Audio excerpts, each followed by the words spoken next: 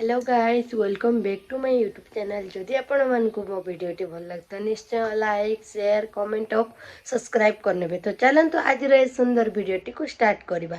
तो सांग मैंने मु आज रोषे करी चिंगुड़ी घांट आ चिंगुड़ी घांटा केमी कर प्रोसेस कर देखा चलतु। तो सांग मैंने देखु मुझे चिंगुड़ी को फास्ट फ्राई कर नौची।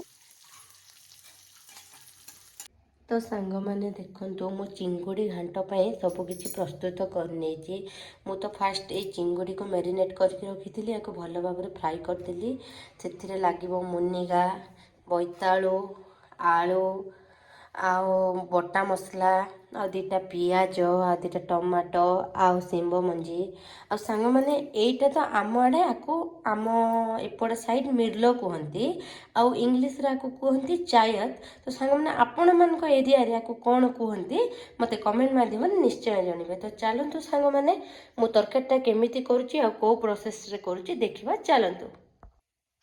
तो सांग मैंने देखु मु प्रथम तेल पकईदेली तेल पकई सारा पर से चीनी पकईदेली चीनी पकई तेजपत्र आ पियाज को पकई नेली आ पियाज टिके ब्राउन हो आसिले मुझे मसला देदेवी।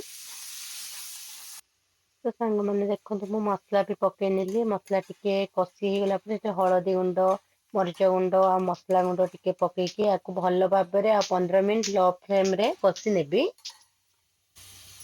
तो मसला को मुझे भल भाव में कषि सारापर टमाटो देदेली आ टमाटर टिके लुण पकईकी आउ 10 मिनट या घोड़े नेबी।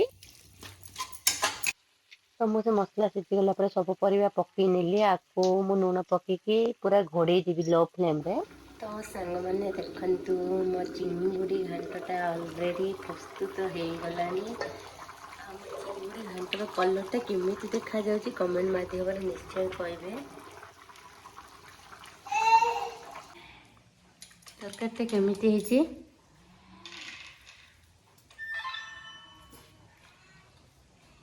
ଭଲ ହେଇଛି।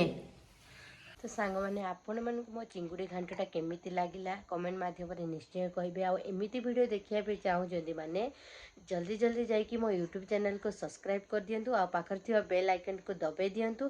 तो सांग मैंने आज एतिकी देखा नेक्स्ट ब्लॉग रे रहिले सांग मैंने जय जगन्नाथ।